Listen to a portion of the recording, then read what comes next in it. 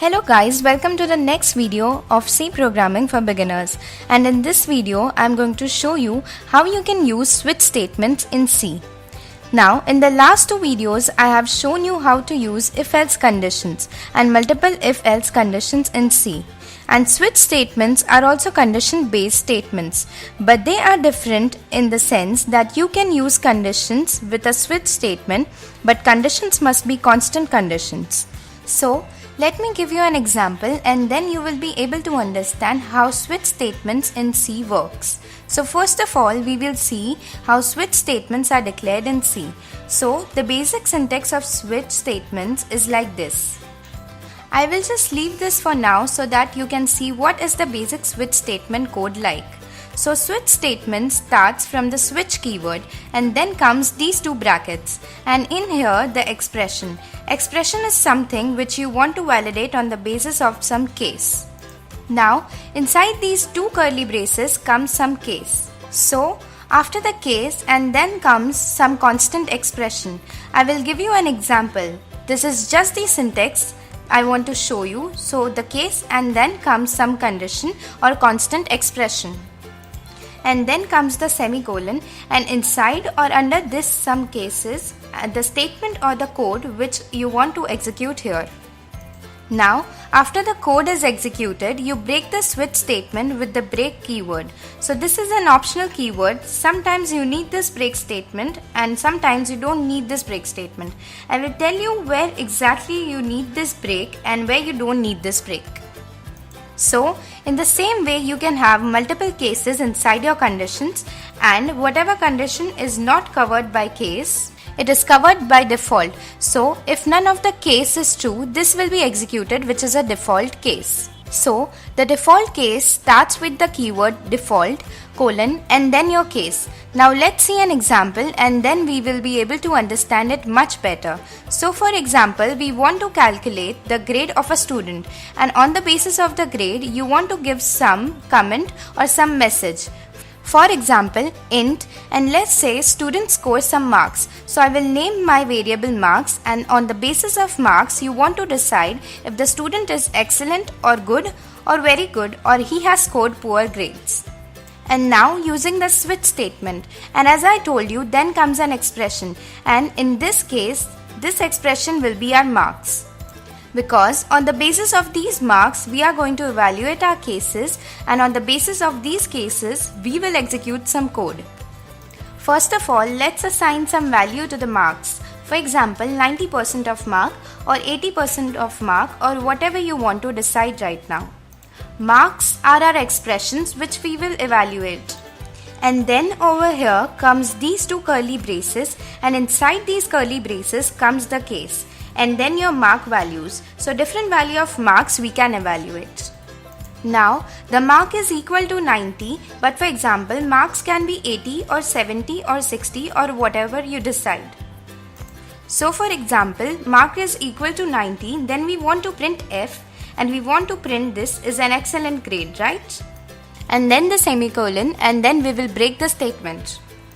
And now comes the second case. For example, in this case we want to evaluate mark is equal to 80. So let me just give some indents here, and let's say the mark is equal to 80, or let's say 75. We will say that he has scored very good. So instead of excellent we will print very good. In the similar way, you can just add a break over here also. Break is nothing but a keyword which breaks the switch case, and I'll explain you what it does later on. Let's just add two more conditions, and these two conditions will be, first is 60% of mark, and then we will say good or the grades are good. Another will be 50% of mark or 40% of marks, and we will say grades are okay or poor or whatever. This is just an example. Otherwise we will say if the grades are not 90 or 75 or 60 or 40, there can be grades which is not covered by these cases, then we need a special case. And that special case is called as default case. Default, and this case covers any value other than the covered by these cases, right? So we will print grade unavailable.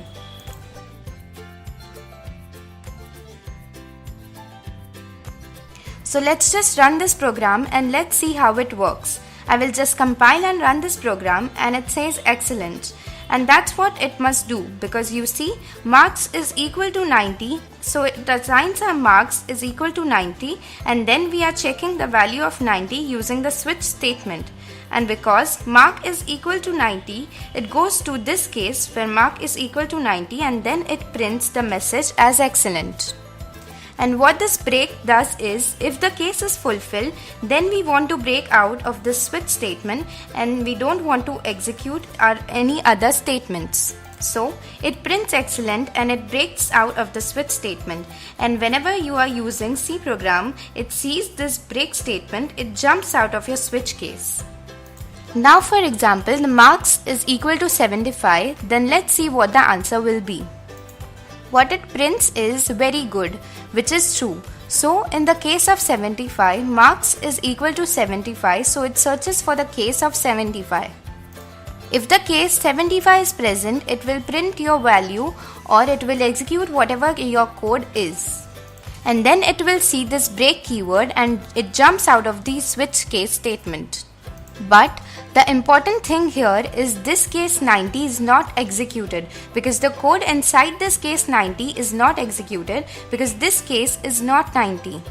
The marks is equal to 75, that is the value of marks we are checking right now. So the value of marks is not equal to 90. The value of marks is not equal to 60. It's not equal to 40, and the value of marks right now is equal to 75. That's why we have executed this code, or C has executed this code.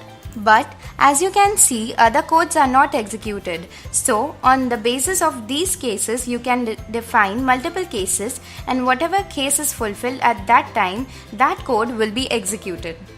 And that code inside that case will be executed, otherwise code will not be executed. Now you may ask that the marks can be equal to 95 and then also the student has scored excellent, right?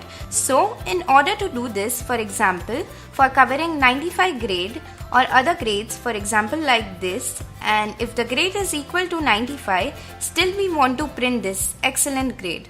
What you do, you just use case 95 and you don't execute any code inside this case.